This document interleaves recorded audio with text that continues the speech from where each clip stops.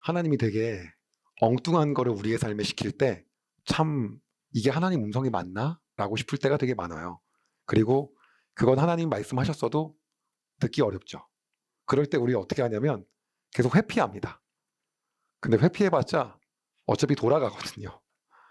그래서 가장 중요한 건 뭐냐면 그냥 매 맞기 전에 빨리 순종하는 게 사실 상책이에요. 근데 순종이 잘 안 되죠.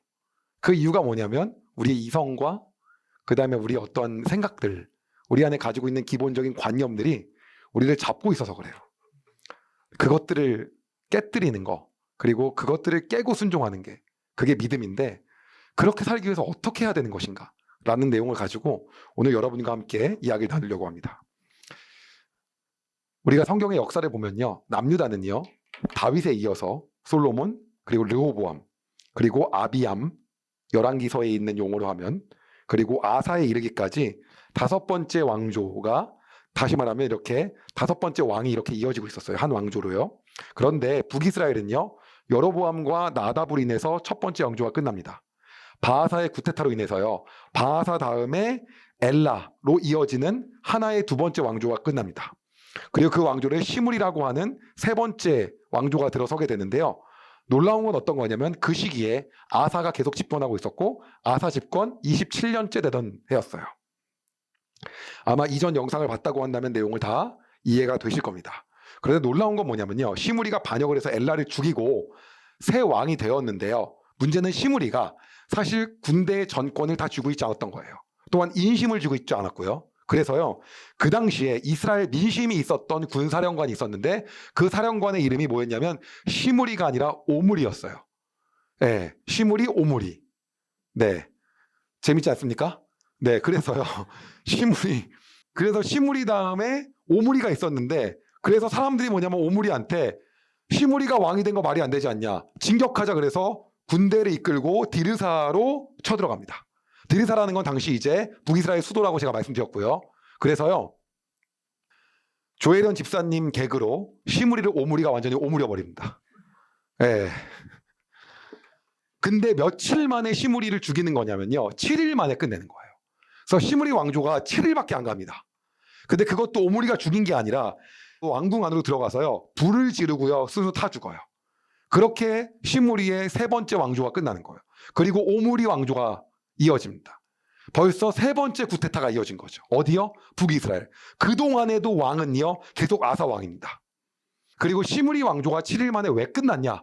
성경은 이렇게 얘기하고 있어요. 열왕기상 16장 19절. 아니, 잘못을 하면 얼마나 잘못했다고 7일 만에, 7일 동안 잘못할 게 뭐가 있어갖고. 갑니다. 이와 같은 일은 시므리가 여호와께서 보시기에 악한 일을 하여 죄를 지었기 때문에 일어났습니다. 전에 여로보암이 이스라엘 백성에게 죄를 짓게 했는데 시므리도 여로보암이 지은 모든 죄를 그대로 따라했습니다. 그러니까 이것보다 더 큰 죄가 없는 거예요. 계속 여로보암이 지은 죄, 이거밖에 안 나오는 거예요. 모든 백성들을 우상 숭배하게 만든 거는 아주 치명적이었던 거예요. 하나님이 용납이 되는 부분이 아니었어요, 이건요. 오므리가 당시 왕이 되었는데요, 오므리 정도 급 되는 그러한 또 세력을 가진 사람이 있었어요. 누구였냐면 디분이었어요. 그래서 오므리하고 이 디분이하고 한 번 더 결투를 합니다. 그리고 오므리가 싹 디분이 세력을 제압해요. 그리고 누가 되냐면요, 이제 완전히 오므리가 그대로 왕이 되는 거죠. 오므리가 제대로 이제 왕권을 세웠을 때 그때 왕은 누구였냐? 남유다는 여전히 아사 왕입니다. 아사 왕이 통치를 굉장히 길게 합니다. 아사 왕 집권 31년 차 정도가 된 거예요. 그리고 북이스라엘은 오므리 왕족으로 이제 서게 되었어요. 오므리는요, 사마리아 언덕을 삽니다. 그리고요, 수도를요, 디르사에서 사마리아로 천도합니다. 천도를 한 다음에 이때부터요, 오므리 왕조가 비로소 사마리아에 거점을 두게 되는데요, 오므리는 그럼 몇 년 동안 이스라엘 다스리냐? 12년 동안 다스려요. 그러니까 12년이니까 꽤 긴 기간이죠. 그런데 성경에서 그럼 오므리에 대한 평가는 어떻습니까? 이렇게 얘기합니다. 그러나 오므리는 여호와 보시기에 악한 일을 저질렀습니다. 오므리는 전에 있었던 다른 왕들보다 더 악했습니다. 이게 오므리의 북이스라엘이에요. 그리고 이렇게 이어서 이야기합니다. 느밧의 아들 여로보암이 이스라엘 백성에게 죄를 짓게 했던 것처럼 오므리도 여로보암이 지은 모든 죄를 그대로 따라했습니다. 이스라엘 백성은 헛된 우상을 섬겨서 이스라엘 하나님 여호와를 노하게 만들었습니다. 이 죄에서 벗어나지를 못하는 거예요. 오므리가 죽고 그 뒤를 이어서 여러분이 그렇게 잘 아는 바로 아합이 왕이 됩니다. 네. 그럼 아합의 시대의 북이스라엘 어땠냐? 엄청나게 번영했어요. 굉장히 잘 됐어요. 이제 네 번째 왕조로 들어선 첫 번째 여로보암 왕조, 바하사, 그 다음 시므리, 그 다음 오므리 왕조인 네 번째 왕조예요. 두 번째 왕이었던 아합이었어요. 그럼 남유다 왕은 누구였나요? 여전히 아사입니다. 아사 굉장히 길게 하죠. 아사 집권 몇 년 차라고 얘기하냐면요. 아사, 남이 여전히 와사인데 38년째 아사입니다. 그리고 39년째 되던 해에 아사가 발에 병이 나요. 그리고요, 아사는요, 막 이 사람 저 사람을 다 찾아다닙니다. 내 발을 낫게 해줄 사람 없나? 이 의사 저 의사 막 찾아요. 그런데 성경은 아사에 대해서 이렇게 이야기해요. 하나님이 아닌 곳에 아사가 의지한다. 아사는 아파면서도 여호와를 찾지 아니하고 의사만 찾고 다녔다. 하나님의 선견자를 감옥에 가두고 그 이후로 아사는 하나님과 멀어지는 이런 일들을 하게 됩니다. 그리고 마침내 왕으로 있은 지 3년이 더 지나서 41년 차 되던 해에 아사 다음 왕 여호사밧이 왕이 됩니다. 그래서 이제 아사는 갔고요. 여기에 아합 때 이제 여호사밧이에요. 이게 이제 북이스라엘 남유다입니다. 이렇게가 최종이에요. 그리고 성경에서 가장 주목하는 시기가 딱 이 시기입니다. 그리고 이제 이렇게 세팅이 됩니다. 이제 지금부터가 진짜 시작이에요. 자, 아합에 대해서 성경이 평가하는 걸 잠깐 듣고 가도록 하겠습니다. 오므리의 아들 아합은 여호와 보시기에 악한 일을 많이 했습니다. 아합은 전에 있던 다른 왕들보다 더 악했습니다. 또 똑같아요. 아합은 느밧의 아들 여로보암이 지은 죄를 그대로 따라했을 뿐만 아니라 그보다 더 큰 죄도 지었습니다. 아합은 시돈 사람의 왕 엣바알의 딸 이세벨과 결혼했습니다. 아합은 바알 신을 섬기고 예배하기 시작했습니다. 아합은 사마리아에 바알 신전을 세웠습니다. 그리고 그곳에 바알을 섬기는 제단을 쌓았습니다. 아합은 아세라 우상도 만들어 섬겼습니다. 아합은 전에 있던 다른 어떤 왕보다 더 이스라엘 하나님 여호와를 노하게 했습니다. 자, 그러면 도대체 시돈에서 엣바알의 딸 이세벨을 데리고 와서 같이 결혼하게 되었는데 그게 누구였는지 보게 되면 여기입니다. 여기가 시돈 두로 백인이 보이죠? 일로 온 거예요. 사마리아로요. 그리고 이제 이쪽과의 연합을 하게 되는 겁니다. 이제 최악의 시돈으로 가는 거예요. 그리고요, 놀라운 건 뭐냐면 아합이 했던 하지 말아야 할 짓을 하는데 그때 뭐를 하냐면요, 아합이 여리고 성을 다시 지으려고 합니다. 재건해요. 네, 여기저기 성을 막 수복하면서. 그런데 혹시 여러분 기억한지 모르겠지만 여호수아에서요, 여리고를 하나님 다 무너뜨렸잖아요. 점령한 후에 하나님이 하신 말씀이 있어요. 여호수아 6장 26절에서 27절이에요. 잘 들으세요. 그 후에 여호수아는 이렇게 경고했습니다. 누구든지 이 여리고 성을 다시 지으려 하는 사람은 여호와의 저주 때문에 벌을 받을 것이다. 이 성의 기초를 놓는 사람은 맏아들을 잃어버릴 것이고 이 성의 문을 세우는 사람은 막내 아들을 잃어버릴 것이다. 이처럼 여호와께서는 여호수아와 함께 하셨습니다. 또 여호수아는 온 땅에 유명한 사람이 되었습니다. 그런데 아합이 여리고를 다시 지으려고 합니다. 그러자 예언대로 어떤 일이 생겼냐? 열왕기상 16장 34절이에요.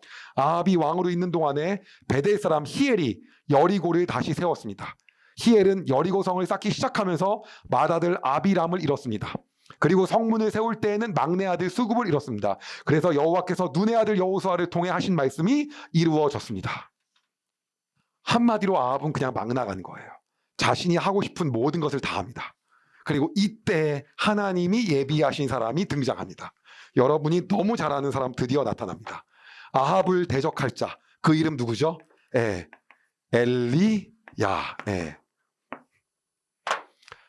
엘은 누구죠? 하나님이고요. 야는 야훼 하나님 얘기하는 거죠. 야훼만이 진짜 하나님이다. 야훼만이 하나님이다. 엘리야죠. 그래서 엘리야를 보냅니다. 그리고 드디어 화면은 어디로 조명하냐면 엘리야게라고 확 조명합니다. 그럼 엘리야가 어디 사람이냐? 엘리야는요, 북이스라엘 선지자였고요. 그리고요, 엘리야는 길르앗 땅에 있는 선지자였어요. 그 길르앗 지역이 여러분 어딘지 모르실까봐 이쪽을 보시면 이 길르앗 나무 있죠? 이쪽이 길르앗이에요. 여기요. 이쪽이 엘리야입니다. 그래서 엘리야가 이제 이동한 것을 보면 처음에 이제 이쪽부터 시작을 합니다. 이 길르앗 야베스 지역이잖아요. 이 그리시네가가 여기예요. 이제 이 근처라고 하는 거죠. 그러니까 여기만큼 예루살렘 이쪽 아니라는 거예요. 하나님이 이제 엘리야에게 얘기합니다. 그래서 엘리야는 하나님의 말씀을 듣고요, 아합에게 나갑니다. 앞으로 몇 년 동안 북이스라엘은 가뭄이다. 비가 없을 거다라고 이야기를 아합에게 해요. 이슬도 없을 거라고. 그리고 이렇게 선포하게 한 이유는요, 진짜 비를 나게 하고 땅의 소산물의 생산력은 바알이 아닌 하나님 여호와만이 하실 수 있는 거다라는 걸 보여주려고 했던 거예요. 하나님의 사람 엘리야에게 감당해야 될 하나님의 일들이 있었어요. 근데 하나님이 또 보여주시고자 하는 게 있었습니다. 뭐냐면 하나님을 순종하는 사람에게는 하나님이 살리시는 거예요. 그래서 엘리야에게 얘기합니다. 뭐라고 얘기하냐면요. 이렇게 북이스라엘은 가뭄이지만 내가 너는 살릴 거다. 너 그릿 시냇가로 가라. 그래서 이렇게 얘기합니다. 열왕기상 17장 3절에서 4절입니다. 여기를 떠나 동쪽으로 가서 요단강 동쪽에 있는 그릿 시냇가에 숨고 그곳에 시냇물을 마셔라. 내가 까마귀들을 시켜 내게 먹을 것을 가져다 주겠다. 그래서 물은 그릿 시냇가에서 먹고 그리고 까마귀를 통해서 먹을 거를 계속 주시는 거예요. 이게 바로 엘리야의 까마귀입니다. 계속 까마귀가 물어다 줘요. 그래서 아침과 저녁으로 떡과 고기를 까마귀를 통해 하나님이 가져다 주십니다. 목이 마르면 물을 마시고요. 그리고 하나님의 말씀에 순종하여서 엘리야는 잘 먹고 살아요. 그리고 하나님이 또 얘기합니다. 이번에는 시돈 땅으로 가라. 거기도 가뭄인데요. 일단 가라. 시돈 땅에 가면 사르밧이라는 곳이 있다. 거기로 가라. 사르밧은 어딘가요? 자, 이동 경로 보겠습니다. 베델과 단보다 더 위에요. 여기가 사르밧이, 이쪽이 시돈이니까. 그러니까 아까 우리가 봤었던 이쪽에 이게 시돈 땅이잖아요. 그러니까는 저 위로 가는 거죠. 위로. 여기까지 갑니다. 이렇게. 사르밧까지 가는 거예요. 근데 거기에 누가 살고 있습니까? 과부가 살고 있었어요.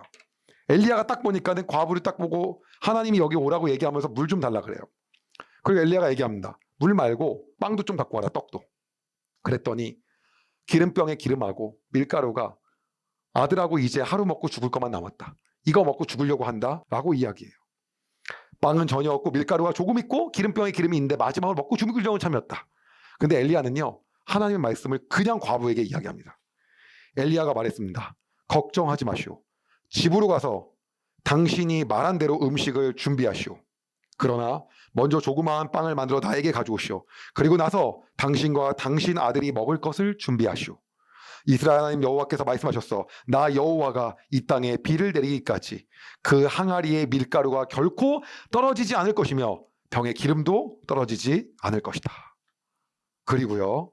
사르밧 과부는요. 믿음으로 엘리야에게 빵을 가져갑니다. 놀라운 건요. 그 뒤로 항아리의 밀가루하고 기름병의 기름이 절대 떨어지지 않았던 거예요.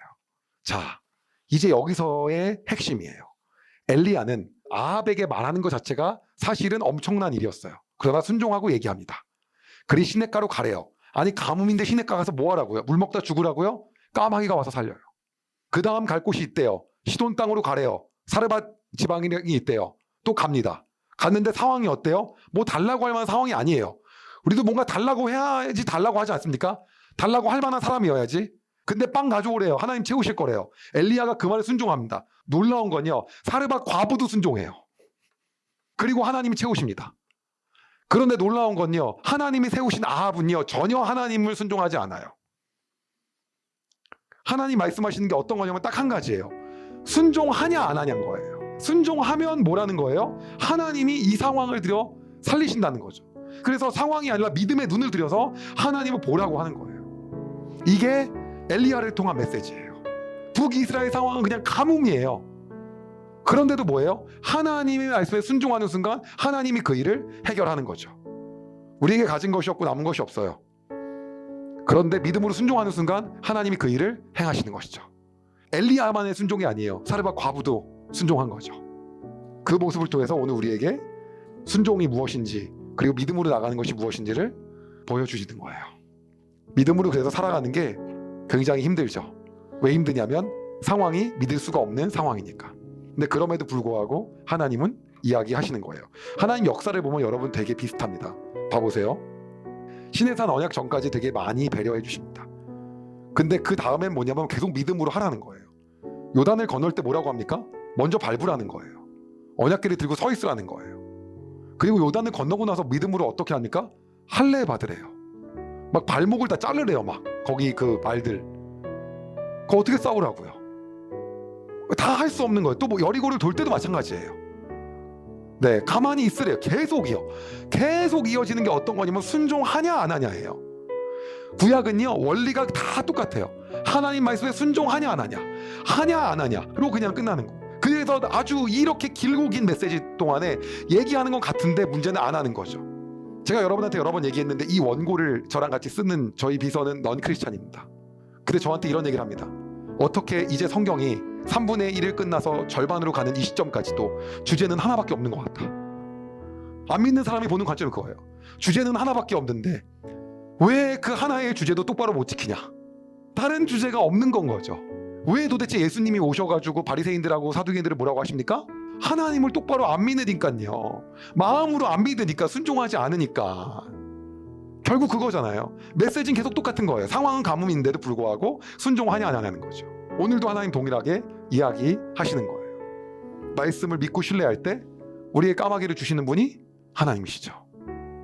기적을 베푸시는 분이 하나님이시라는 거예요.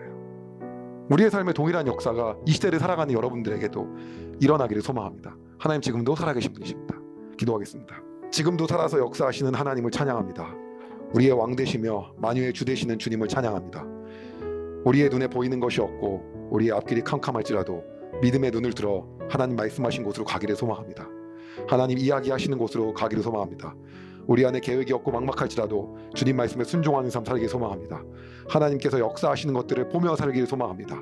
그리하여 이 시대에 하나님께 믿음으로 전진하며 나아갈 때 하나님 역사하시는 것을 바라보며 살아가는 하나님의 증인된 삶을 살기를 소망하오니 주님 역사하여 주시옵소서. 우리가 이 시대에 엘리야 같은 삶을 살고 싶습니다. 사르밧 과부와 같은 믿음으로 살기를 소망하오니 주님 우리의 삶을 통하여 그렇게 살 수 있도록 인도하여 주시옵소서. 믿음에 믿음을 더하여 주시고 이 모든 시대 가운데 하나님을 순수하게 믿는 믿음이 어떠한 것인지를 많은 사람들에게 나타내는 삶 살게 하여 주시옵소서. 주님 찬양합니다. 예수님의 이름으로 기도드립니다. 아멘. 여러분 은혜 많이 받으셨나요? 이 영상을 통해 더 많은 사람들에게 하나님의 은혜를 공유하길 원하신다면 여러분의 구독과 좋아요가 꼭 필요합니다. 오늘도 여러분의 삶에 하나님의 은혜가 가득하길 진심으로 소망합니다.